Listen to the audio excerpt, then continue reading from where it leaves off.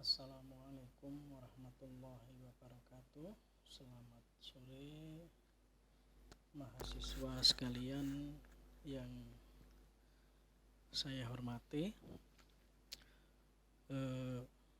Karena pertemuan kemarin yang kurang begitu efektif, maka dan berbagai halangan, sehingga hari ini saya mengirimkan video pembelajaran untuk menjadi bahan kajian Anda seperti juga materi yang saya sampaikan kemarin. Kita masih sama dalam pembahasan penelitian kualitatif. Baik, kemarin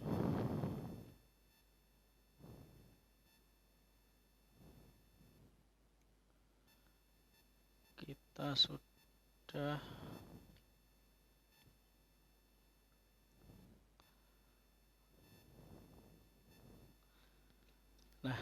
hari ini saya akan sampaikan pada langkah-langkah penelitian kualitatif.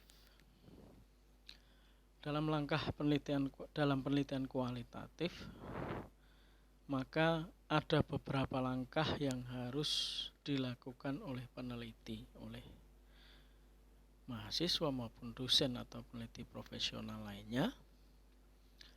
Yang pertama adalah pralapangan, kemudian yang kedua adalah pekerjaan lapangan, tahap berikutnya adalah analisis data, dan tahap pelaporan.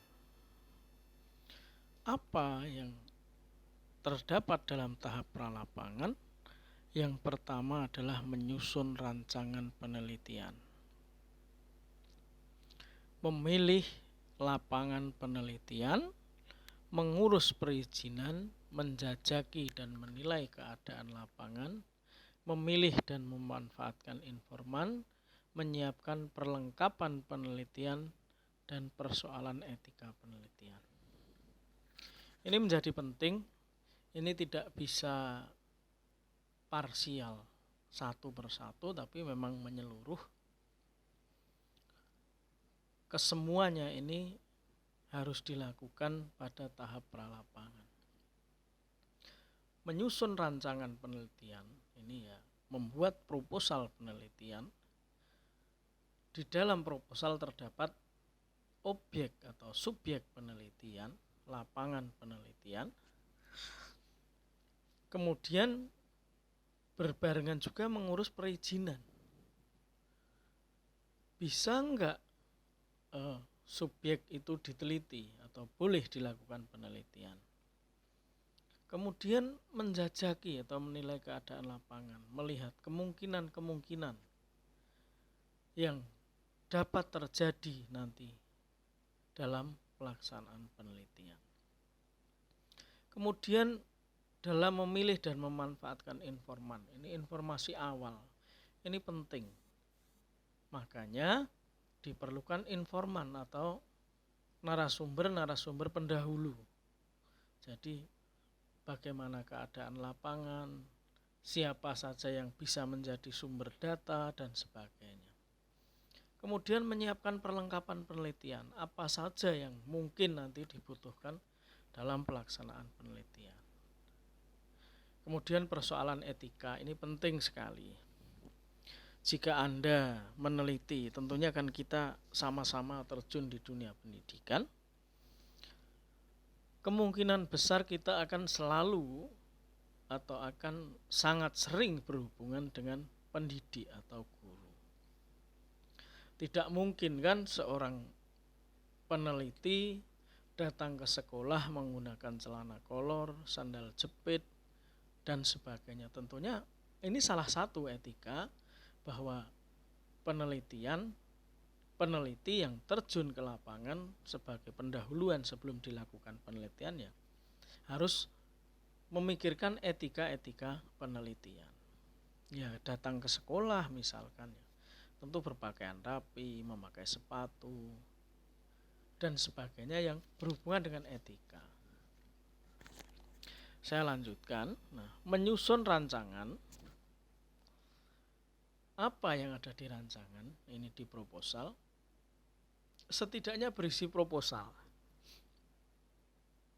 Proposal ini isinya latar belakang masalah atau latar belakang mengapa peneliti melakukan penelitian ini, melakukan penelitian terhadap tema tersebut. Kemudian kajian pustaka.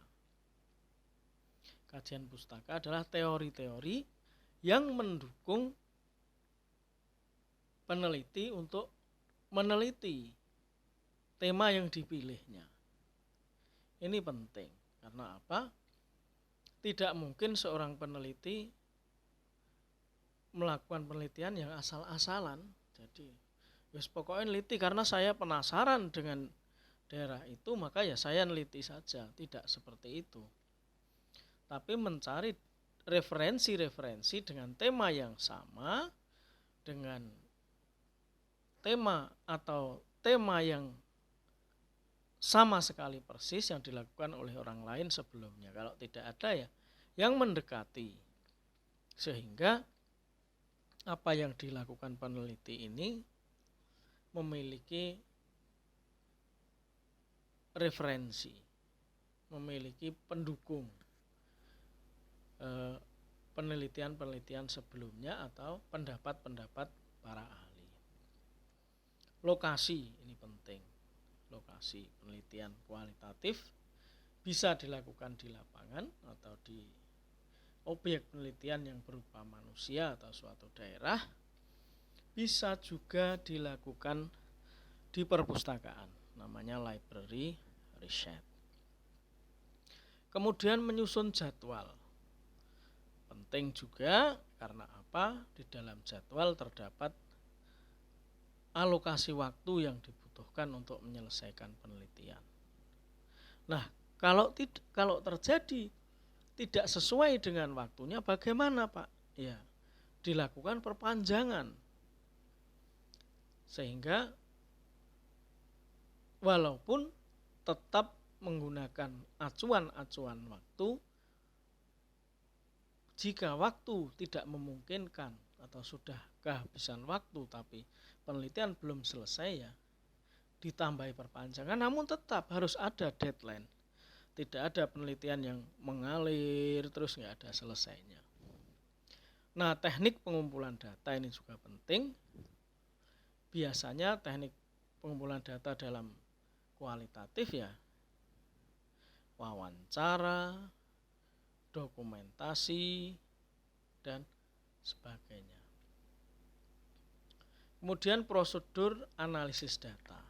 Ini penting karena sehebat apapun tema yang kita pilih, kalau analisis datanya tidak mencerminkan validitas atau pengolahan data yang baik, ya hasilnya tentu tidak akan sesuai dengan harapan. Kemudian perlengkapan apa yang dibutuhkan selanjutnya adalah validitas data. Jadi keabsahan data. Nah,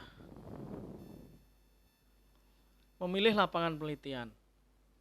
Bagaimana keadaan geografis dan praktis seperti waktu, biaya, dan tenaga perlu dipertimbangkan dalam pemilihan lapangan.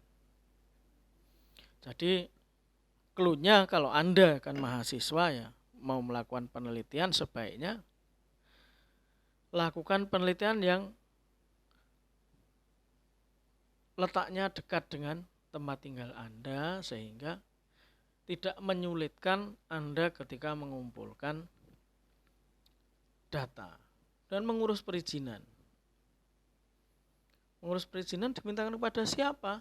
Nah, kalau skripsi ya rektor, dekan, ketua jurusan dan sebagainya. Nah, kalau penelitian lapangan selain itu, selain dari pimpinan tempat Anda ditugaskan untuk melakukan penelitian, juga ke objek penelitian.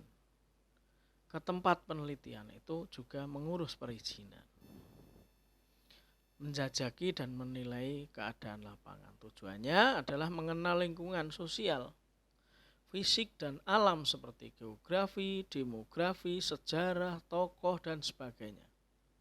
Pengenalan dan penjajakan diteruskan sehingga peneliti menjadi seperti anggota kelompok masyarakat. Nah, ini sebenarnya di dalam teori-teori penjajakan lapangan ya bermacam-macam. Ada yang berterus terang bahwa ini akan dilakukan penelitian, ada yang tersamar sehingga subjek penelitian dan atau objek penelitian tidak mengetahui bahwa ini adalah penjajakan lapangan. Kemudian memilih dan memanfaatkan informan. Keterangan orang yang berwenang baik formal, pemerintahan maupun informal dari masyarakat dipilih berdasarkan orang yang memiliki banyak pengetahuan dan pengalaman tentang latar penelitian. Nah, jika Anda terjun, ini namanya field research. Jadi field research itu penelitian lapangan dengan cara kualitatif. Kalau Anda terjun ke lapangan, tentunya Anda harus mendapatkan informasi dari baik dari yang formal, baik pemerintah kalau di sekolah, guru maupun kepala sekolah atau masyarakat sekitar tempat penelitian. Nah, perlengkapan penelitian itu apa? Ya alat tulis, alat rekam kamera, alat rekam suara, jadwal, biaya, serta kotak kesehatan jika diperlukan. Jika ini berada di daerah yang terpencil misalnya, ini juga. Nah, etika memberitahu secara jujur dan terbuka maksud dan tujuan kedatangannya. Ini sekali lagi seperti tadi ya, Anda mau meneliti ke lapangan tentu harus beradaptasi dengan tempat di mana mahasiswa atau peneliti profesional melakukan penelitian. Hargai dan hormati dan patuhi semua peraturan, norma, nilai, adat, dan kepercayaan masyarakat. Jadi kita datang untuk meneliti, bukan untuk mengintervensi. Makanya kita harus menghargai apa yang ada di sana. Pegang rahasia yang berkenaan dengan informasi dari informan. Karena ini sangat penting ya. Kalau ada rahasia ya jangan dibocorkan. Tulis segala kejadian, cerita, peristiwa dengan jujur dan benar, nyatakanlah sesuai dengan aslinya. Nah, ini objektivitas ya. Kemudian memoles data merupakan dosa terakhir bagi seorang ilmuwan. Jadi memoles data biasanya di penelitian kuantitatif kan takut mahasiswa kalau hasilnya tidak signifikan, tidak sesuai dengan harapan. Biasanya ya moles data. Ini dosa ya, dosa terakhir. Ya kan dosa terakhir, Pak. Berarti ada dosa-dosa pendahuluan dong. Iya. Namanya penelitian.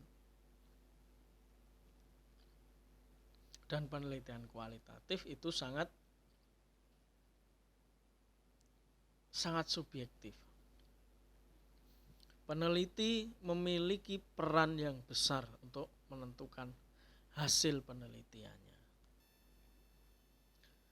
Nah, saya lanjutkan. Tahap pekerjaan lapangan adalah memahami latar penelitian dan persiapan diri, memasuki lapangan penelitian, berperan serta sambil mengumpulkan data. Memahami latar penelitian bagaimana? Peneliti harus mengenal latar terbuka dan tertutup. Pada latar terbuka, seperti lapangan umum, peneliti hanya akan mengandalkan pengamatan. Hubungan peneliti dan subjek kurang akrab. Nah, pada latar tertutup, hubungan peneliti dengan subjek akan lebih akrab. Subjek perlu diamati secara teliti dan wawancara mendalam. Cara berpakaian, bersikap, dan bertingkah laku seperti cara menegur dan lain-lain diusahakan seperti kebiasaan masyarakat setempat untuk memudahkan hubungan. Ini apa? Perlunya memahami lapangan penelitian. Nah, memasuki lapangan penelitian, peneliti melebur dengan subjek seolah-olah tidak ada dinding pemisah, sehingga subjek dengan sukarela menjawab pertanyaan. Keakraban hubungan perlu dipelihara selama bahkan sesudah pengumpulan data. Peneliti yang berasal dari latar belakang yang berbeda hendaknya mempelajari bahasa masyarakat yang diteliti, baik bahasa yang verbal yang keluar dari mulut maupun simbol-simbol yang ada pada masyarakat atau pada objek penelitian. Nah, berperan serta sambil mengumpulkan data, peneliti memperhitungkan keterbatasan waktu sehingga jangan sampai terpancing untuk dalam arus kegiatan masyarakat. Jadi jangan terlarut, jangan terlalu enjoy. Anda hanya memerlukan data. Peneliti hanya membutuhkan data, tidak mengikuti arus dalam lapangan. Nah, buat catatan lapangan atau file notes dalam bentuk kata-kata kunci, singkatan, pokok-pokok utama yang kemudian disempurnakan sekembalinya dari lapangan. Nah, ketika meneliti latar yang di dalamnya terdapat pertentangan, peneliti harus tetap berusaha netral. Nah, peneliti mulai melakukan analisis data lapangan. Apakah manakah yang relevan dan masalah peneliti atau ada konsep-konsep baru yang ditemukan. Nah, ini tahap analisis data. Analisis di lapangan dan analisis pasca lapangan. Prinsip analisis lapangan adalah lingkup studi usahakan dipersempit, menjaga konsistensi kerja pada usaha penyelesaian penelitian, kembangkan pertanyaan-pertanyaan analitik. Berburulah secara runtut untuk memperluas dan mempertajam data. Buatlah komentar tertulis secara tajam atas ide-ide yang muncul. Buatlah ikhtisar yang akurat, jadi membuat ringkasan yang akurat. Kemudian konfirmasikan ide-ide dan tema pada subjek penelitian, eksplorasi literatur sejak awal. Nah, jadi selain kita mendapatkan informasi di lapangan, juga literatur, kajian-kajian pustaka, perkaya, sehingga kita selain akan mampu memahami teori-teori tentang apa yang menjadi tema penelitian, hal baru yang kemungkinan muncul dalam penelitian tidak akan membuat Anda kaget. Bermainlah dengan metafora, analogi, konsep, dan konsep-konsep. Jadi bermainlah dengan metafora, majas ya, permainan kata. Jadi kemudian analogi, menganalogikan,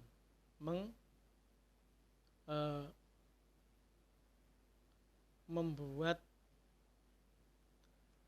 melogiskan. Analogi itu membuat sesuatu itu seperti dianalogikan, dan konsep-konsep tentang tema yang peneliti pilih.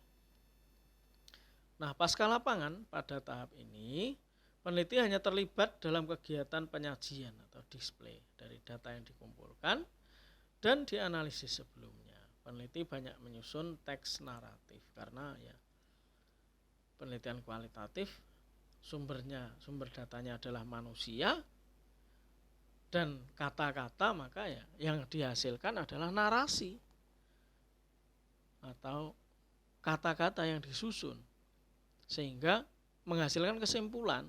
Peneliti fokus pada kata-kata, tindakan orang yang terjadi pada konteks tertentu yang dapat dilihat sebagai aspek relevan dari situasi yang bersangkutan maupun sebagai aspek relevan dalam sistem sosial di mana seseorang berfungsi, sebagai contoh ruang kelas, sekolah, perusahaan, dan sebagainya.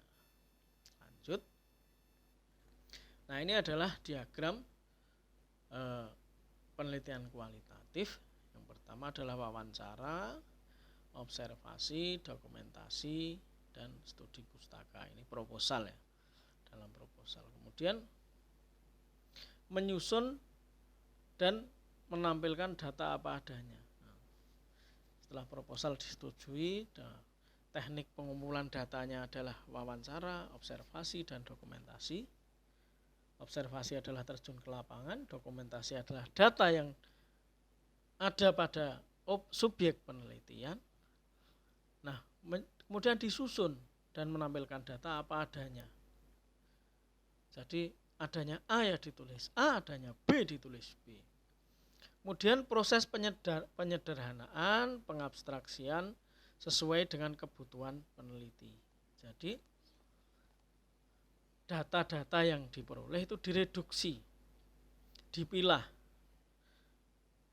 mana yang sesuai dengan kebutuhan atau apa yang ditemukan dalam hal baru apa yang ditemukan dalam penelitian, sehingga data-data itu diklasifikasikan dan direduksi. Nah, dalam bentuk narasi, gambar, bagan, diagram, matriks, dan grafik. Nah, dipilah-pilah, kemudian interpretasi data, perbandingan dengan teori atau dengan kajian-kajian teori Anda sebelumnya, kemudian dibandingkan, ternyata terdapat hal yang baru yang ditemukan di lapangan atau sama saja. Nah, ini Anda peneliti harus jujur. Kemudian merumuskan kesimpulan sebagai jawaban atas pertanyaan peneliti. Apa yang menjadi rumusan masalah kalau dalam penelitian? Jadi apa yang menjadi pertanyaan dari seorang peneliti, itu yang menjadi kesimpulan dalam penelitian. Nah, lanjut, satu, reduksi data ya, tadi saya sampaikan. Ini dalam pelaporan. Data yang diperoleh ditulis dalam bentuk lapangan atau kata yang terperinci, laporan atau kata yang terperinci, laporan yang disusun berdasarkan data yang diperoleh direduksi, dirangkum, dipilih hal-hal yang pokok, difokuskan pada hal-hal yang penting. Jadi analoginya begini, ketika seorang peneliti terjun ke lapangan, mewawancarai subjek penelitian, kemudian dikelompokkan, jawabannya sebagian besar ini.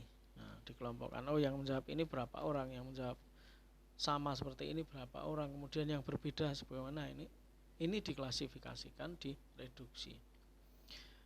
Nah, data hasil mengikhtisarkan, bukan mengikhtiar ya, mengikhtisarkan dan memilah-milah berdasarkan satuan konsep, tema dan kategori tertentu akan memberikan gambaran yang lebih tajam tentang hasil pengamatan, juga mempermudah peneliti untuk mencari kembali data sebagai tambahan atas data yang sebelumnya diperoleh jika diperlukan. Nah, dari ikhtisar, milah-milah data, konsep, tema, kategori tertentu tadi akan memberikan gambaran yang lebih tajam. Ternyata ini yang terjadi di sini.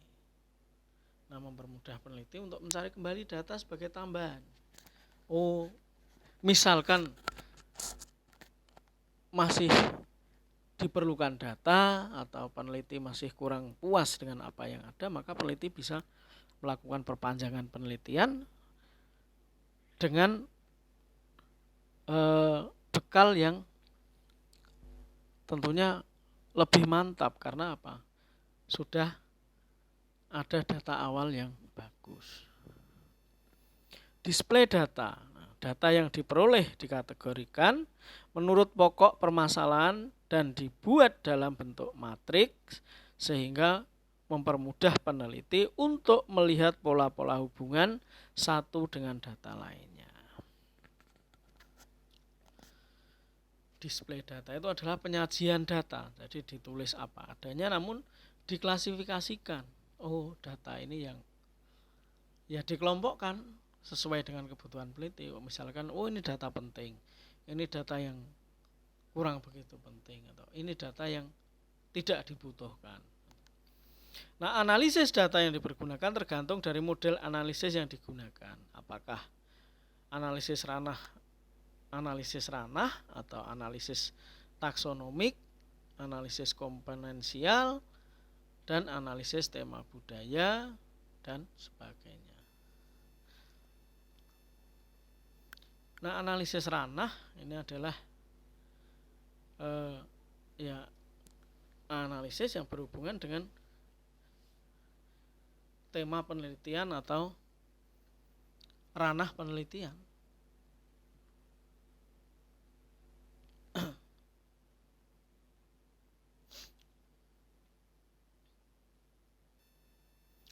Mengambil kesimpulan dan verifikasi. Nah, dari kegiatan-kegiatan sebelumnya, langkah selanjutnya adalah menyimpulkan dan melakukan verifikasi atas data yang sudah diproses atau ditransfer ke dalam bentuk-bentuk yang sesuai dengan pola pemecahan permasalahan yang dilakukan. Ini kan kalau sudah sampai tahap kesimpulan ya adalah melakukan verifikasi atas data yang diproses dengan dikonfirmasi dengan teori yang dipaparkan. Kemudian selanjutnya adalah perumusan masalah dalam penelitian kualitatif. Masalah adalah suatu keadaan yang bersumber dari hubungan antara dua faktor atau lebih yang menghasilkan situasi yang menimbulkan tanda tanya dan dengan sendirinya memerlukan upaya untuk mencari sesuatu jawaban. Nah, ini masalah dalam penelitian itu adalah keadaan yang bersumber dari hubungan antara dua faktor, antara harapan dan kenyataan, antara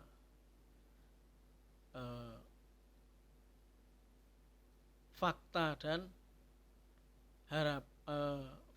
dan asumsi. Itu kan masalah dalam penelitian. Nah, masalah dalam penelitian kualitatif bertumpu pada suatu fokus. Pada dasarnya, penentuan masalah menurut Lincoln dan Guba bergantung pada paradigma apakah yang dianut oleh seorang peneliti. Ada 3 macam masalah. Masalah untuk peneliti, 1, evaluasi untuk evaluator, dan pilihan kebijakan. Nah, langkah-langkah perumusan masalah. Langkah 1 adalah tentukan fokus penelitian. Dari judul itu sudah tahu sebenarnya apa permasalahannya. Kemudian langkah kedua, cari berbagai kemungkinan faktor yang ada kaitannya dengan fokus tersebut, yang dalam hal ini dinamakan subfokus, atau kalau dalam penelitian kuantitatif namanya subvariabel. Langkah ketiga, dari antara faktor-faktor yang terkait, adakan pengkajian mana yang sangat menarik untuk ditelaah, kemudian tetapkan mana yang dipilih. Jadi dari berbagai faktor itu, pilih 1 atau 2 penekanan. Fokus apa yang akan dipilih. Nah, kaitkan secara logis faktor-faktor subfaktor yang dipilih dengan faktor penelitian. Nah, bentuk perumusan masalah ada 3. 1, secara diskusi, cara penyajian adalah dalam bentuk pertanyaan yang deskriptif, namun perlu diikuti dengan pertanyaan-pertanyaan penelitian. Jadi, cara penyajian ini adalah dalam bentuk pernyataan secara deskriptif, namun perlu diikuti dengan pertanyaan penelitian. Jadi ada narasinya, kemudian ada pertanyaannya. Nah, secara proporsional, secara langsung menghubungkan faktor-faktor dalam hubungan logis dan bermakna. Ini ketika faktor-faktor atau variabel dalam penelitian kuantitatif sudah ada, maka ya dicari hubungannya. Nah, secara gabungan ini adalah perumusan masalah yang bentuk ketiga adalah terlebih dahulu disajikan dalam bentuk diskusi, kemudian ditegaskan lagi dalam bentuk proporsional. Pengumpulan data dalam penelitian kualitatif, satu adalah observasi. Observasi adalah teknik pengumpulan data dengan melakukan pengamatan langsung terhadap subjek di mana sehari-hari mereka berada dan biasa melakukan aktivitasnya. Pemanfaatan teknologi informasi menjadi ujung tombak kegiatan observasi yang dilaksanakan seperti pemanfaatan recorder atau alat perekam dan handy kamera atau alat mengambil gambar. Nah, kemudian yang kedua selain observasi adalah wawancara. Wawancara yang dilakukan adalah untuk memperoleh makna yang rasional. Wawancara merupakan teknik pengumpulan data dengan sumber data dan dilakukan secara tak berstruktur, di mana responden mendapatkan kebebasan dan kesempatan untuk mengeluarkan pikiran, pandangan, dan perasaan secara natural atau secara alami. Ini dalam bahasa angketnya, kalau penelitian kuantitatif ini angket terbuka. Nah, apa Pak bedanya angket terbuka dan tertutup? Angket tertutup biasanya itu pertanyaan dan jawabannya sudah ada. Jawaban tinggal memilih. Nah, kalau angket terbuka biasa digunakan dalam penelitian kualitatif, maka berisi pertanyaan yang jawabannya itu isi atau narasi yang didapatkan dari yang diwawancarai atau narasumber. Nah, dalam proses wawancara ini didokumentasikan, bisa dalam bentuk catatan tertulis atau audio visual atau seperti rekaman, dan hal ini dilakukan untuk meningkatkan kebernilaian dari data yang diperoleh. Jadi agar datanya lebih bernilai atau bermakna. Kemudian studi dokumentasi. Nah, selain sumber manusia, karena memang penelitian kualitatif itu sumber datanya adalah, data utamanya adalah manusia, maka melalui observasi dan wawancara sebagai sumber lainnya sebagai pendukung, yaitu dokumen-dokumen yang tertulis yang resmi atau tidak resmi. Jadi selain wawancara, selain observasi, ya dokumen yang ada, baik dokumen yang resmi yang ada pada suatu instansi atau yang tidak resmi. Jadi yang ada di surat kabar misalkan, atau artikel-artikel tertentu misalnya. Kemudian analisis data penelitian kualitatif. Tadi saya sampaikan ini. Nah, analisis ranah. Analisis ranah, ada analisis domain, digunakan untuk meroleh gambaran umum tentang data untuk menjawab fokus penelitian. Caranya ialah membaca naskah data secara umum dan menyeluruh untuk memperoleh ranah apa saja yang ada. Belum perlu membaca dan memahami data secara detail karena targetnya hanya memperoleh ranah. Hasilnya berupa pengetahuan tingkat permukaan tentang berbagai ranah konseptual berupa hal-hal penting dari kata, frase, atau bahkan kalimat. Nah, analisis taksonomik atau taxonomic analysis pada penelitian ini, peneliti berupaya memahami domain-domain tertentu sesuai fokus masalah. Masing-masing domain mulai dipahami secara mendalam dan membaginya lagi menjadi subdomain. Dan dari subdomain itu dirinci lagi menjadi bagian-bagian yang lebih khusus lagi sehingga tidak ada lagi yang tersisa. Peneliti bisa mendalami domain dan subdomain yang penting melalui konsultasi dengan bahan-bahan pustaka untuk memperoleh pemahaman yang lebih mendalam.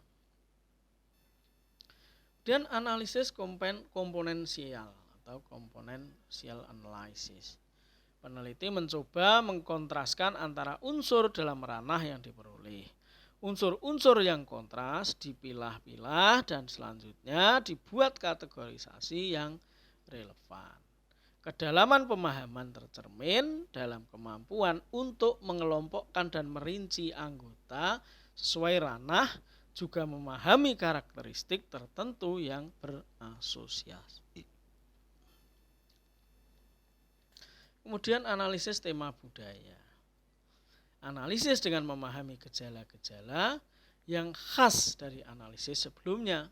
Analisis ini mencoba mengumpulkan sekian banyak tema, fokus budaya, nilai dan simbol-simbol budaya yang ada di dalam domain.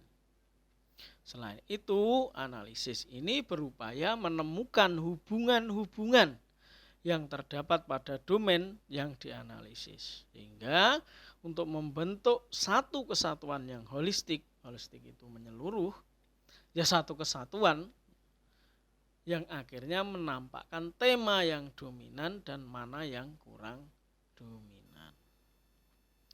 Kemudian tahap berikutnya adalah laporan penelitian.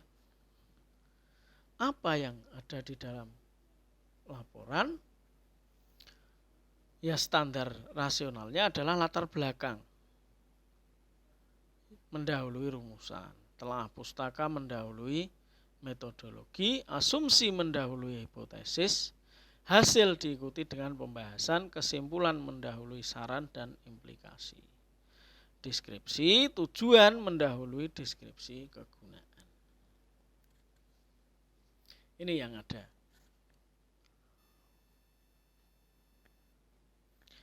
Nah, ini laporan penelitian. Pendahuluannya apa toh?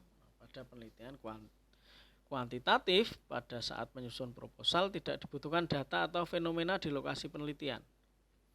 Karena pada bab selanjutnya akan dikemukakan dari dugaan kemungkinan jawaban yang akan diperoleh dari permasalahan yang diajukan. Nah, dalam penelitian kualitatif, mutlak dibutuhkan sejumlah fenomena lapangan yang digunakan sebagai data untuk merumuskan masalah penelitian. Jadi kalau pada penelitian kuantitatif tidak dibutuhkan data atau fenomena, karena kuantitatif itu menguji teori lah. Kalau ini untuk mendapatkan data, deskripsi data. Oleh karena itu, peneliti menguraikan secara utuh gejala-gejala yang ditemui sebagai sebuah fenomena yang selanjutnya dapat dikembangkan dalam instrumen penelitian. Kemudian rumusan masalah. Secara filosofis, penelitian tidak dapat dilakukan apabila tidak ditemukan sebuah atau sejumlah masalah. Jadi nek ora nek masalah itu sebenarnya tidak perlu diteliti. Makanya di kampus kita penelitian kualitatif yang hanya deskriptif saja, laporan biasanya tidak mendapatkan tempat, tidak mendapatkan tanggapan. Kan yang namanya penelitian itu untuk mendapatkan jawaban dari permasalahan. Nah, kalau tidak ada permasalahan, ya untuk apa dilakukan penelitian? Nah, dalam masalah merumuskan permasalahan, sebaiknya peneliti mengemukakan dalam bentuk kalimat tanya, misalnya mengapa atau bagaimana. Itu kata depan sebuah rumusan masalah. Nah, tujuan penelitian merupakan sasaran yang akan dicapai dari penelitian yang akan dilakukan. Jadi rumusan masalah itu pertanyaan, maka tujuan penelitian adalah jawabannya. Manfaat penelitian adalah kontribusi yang diharapkan peneliti atas temuan penelitian, kemungkinan dalam penelitiannya. Manfaat penelitian bisa bersifat subjektif, mengarah pada peneliti, institusi atau lembaga, dan lingkungan sosial masyarakat. Bisa pula objektif yang ditandai dengan pernyataan teoritis. Dengan demikian, manfaat penelitian dapat dipecah menjadi dua bagian, yaitu manfaat praktis dan manfaat teoritis. Dan fokus penelitian pada dasarnya dapat dikemukakan pada bagian lain laporan. Namun, jika peneliti ingin mengemukakan pada bagian awal proposal, peneliti harus mengemukakan sejumlah asumsi dasar yang menguatkan penyajiannya. Fokus masalah tidak terlepas dari masalah yang diajukan, hanya bentuknya lebih memberikan gambaran utuh tentang apa dan bagaimana karakteristik objek dan subjek yang akan diteliti. Kajian pustaka ini penting, kajian teori. Peneliti merupakan sejumlah teori yang akan digunakan sebagai pisau analisis terhadap temuan penelitian. Dalam mengemukakan teori, peneliti dituntut memberikan interpretasi sendiri terhadap teori tersebut terkait dengan gejala atau fenomena yang akan diteliti, yaitu memberikan kesimpulan singkat. Berbagai hasil temuan penelitian yang relevan dengan kajian atau topik penelitian perlu dikemukakan untuk memberi gambaran tentang masalah yang sedang diteliti, seolah-olah hasil studi tersebut berlaku sama dengan subjek dan objek yang sedang kita teliti. Pengajuan teori bukan untuk membuktikan benar tidaknya teori, namun dengan hasil yang dicapai, tetapi merupakan kerangka konsepsional untuk membahas temuan penelitian. Teori yang dimukakan harus sesuai dengan apa yang menjadi isu utama penelitian. Nah, kerangka konsep dimaksud kerangka konsep untuk membangun konsepsi peneliti terhadap penelitian yang dilaksanakan sesuai data, fakta, gejala, dan fenomena yang telah dikemukakan pada bagian latar belakang masalah.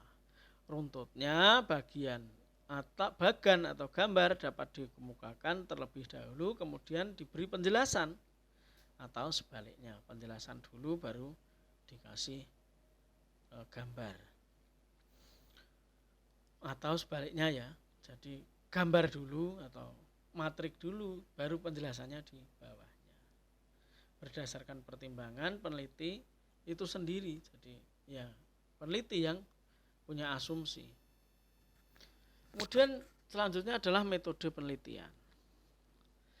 Penentuan jenis penelitian didasarkan pada karakteristik bentuk pertanyaan yang diajukan pada poin rumusan masalah. Di samping itu, peneliti harus mengemukakan sejumlah alasan mendasar mengapa jenis penelitian tersebut digunakan.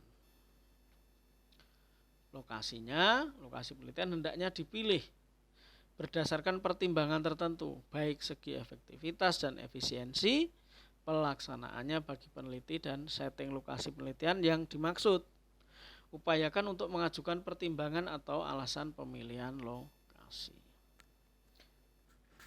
Kemudian jenis dan sumber data.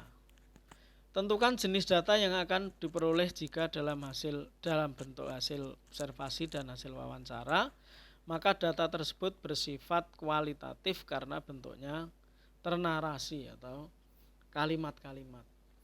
Sedangkan sumber data adalah orang yang diproyeksikan sebagai informan atau narasumber, atau data-data tertulis berupa dokumen. Secara umum, data dikelompokkan menjadi dua, data primer dan sekunder. Data primer adalah diperoleh dari sumber penelitian, dalam hal ini adalah para informan. Kemudian sekunder adalah data tertulis, misalnya undang-undang, keputusan menteri, instruksi presiden, dan dokumen lainnya. Data primer dan data sekunder biasanya disebut emik berdasarkan sumbernya, sedangkan hasil interpretasi peneliti terhadap kedua jenis data tersebut disebut etik, menghasilkan sejumlah kesimpulan yang digunakan sebagai dasar menentukan fakta dan makna yang diperoleh dari gejala atau fenomena yang sedang diteliti. Instrumen penelitian. Dalam penelitian kualitatif, peneliti bertindak sebagai instrumen penelitian itu sendiri. Artinya peneliti adalah pelaku utama dari pengumpulan data. Selanjutnya, tentukan alat-alat apa saja yang akan digunakan dalam mengumpulkan data. Dalam bagian ini juga harus dikemukakan bentuk instrumen apa yang harus dikembangkan dan apa saja indikator-indikator predikatornya. Nah, teknik pengumpulan data tidak terdapat berbagai macam. Sesuai dengan rancangan dalam proposal peneliti. Misalnya observasi, dikemukakan deskripsi prosesnya. Wawancara dikemukakan proses secara nyata, dan dokumen dikemukakan dengan dokumen-dokumen apa saja yang sudah diperoleh. Teknik pengabsahan atau validitas. Data yang diperoleh dan disajikan dalam bentuk interpretasi sebagai kesatuan utuh laporan peneliti perlu mendapatkan atas kebenarannya. Oleh karena itu, hasil tersebut perlu disahkan sehingga diterima secara umum atau dapat digeneralisasikan pada setting sosial yang memiliki karakteristik sama dengan objek dan objek yang dengan subjek atau objek yang sedang diteliti. Pengabsahan data dapat dilakukan peneliti secara subjektif, misalnya melakukan triangulasi data, sumber dan metode yang digunakan. Triangulasi itu apa? Triangulasi itu adalah pencocokan data dalam penelitian kualitatif. Misalkan ini contohnya ya, kepuasan konsumen terhadap pelayanan toko Tokesma Unu Surakarta. Nah, triangulasi itu ya, tri adalah 3, ya mencocokkan setidaknya 3 data. Apa? Ya 1 dari pengakuan pelayan toko. 1 misalkan tadi. Oh, saya sudah melakukan pelayanan secara baik. Kemudian yang kedua adalah data dari pembeli. Apakah Anda puas dengan pembeli itu puas dengan pelayanan penjual warung atau tokesma. Kemudian yang ketiga adalah SOP-nya. Bisa jadi. Oh, SOP-nya kalau penjaga toko itu seperti inilah. Dari ketiga data tersebut dicocokkan. Nah, hasilnya seperti apa? Atau data mana yang tidak valid, tidak sesuai dengan keadaan. Nah, langkah ini merupakan ukuran tingkat kebenaran data yang diarahkan pada tingkat kebenaran laporan berdasarkan gejala atau fenomena yang teramati. Keseluruhannya, proses itu harus dinarasikan secara nyata dan dalam butir-butir tersendiri pada bagian ini. Nah, hasil penelitian dan pembahasan. Pada bagian awal pemaparan penelitian, tidak ada ketentuan untuk tidak memasukkan profil lokasi sebagai tujuan untuk memberi gambaran utuh tentang subjek atau objek yang diteliti. Hanya saja dialektika yang dinarasikan harus tersaji secara runtut, tidak menyimpang dari tujuan penelitian. Hasil penelitian adalah fakta-fakta yang menjadi temuan peneliti selama melaksanakan penelitian. Pada umumnya disajikan dalam bentuk interaktif, misalnya kutipan wawancara, diklarifikasi oleh hasil pengamatan. Dan selanjutnya menginterpretasi kedua data tersebut untuk memperoleh makna sesungguhnya.